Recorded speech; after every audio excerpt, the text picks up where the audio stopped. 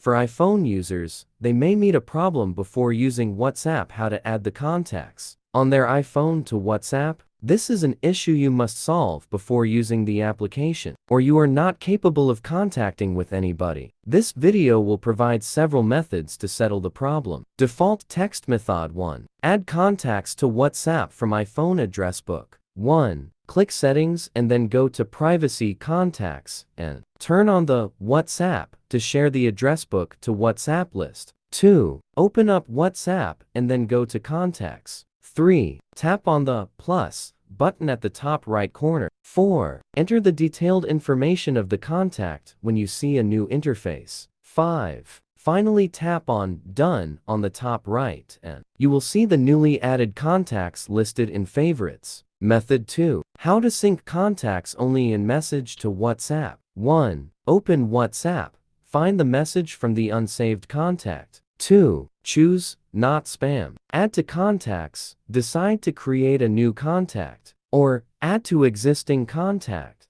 3. Provide the contact details and click Done to finish.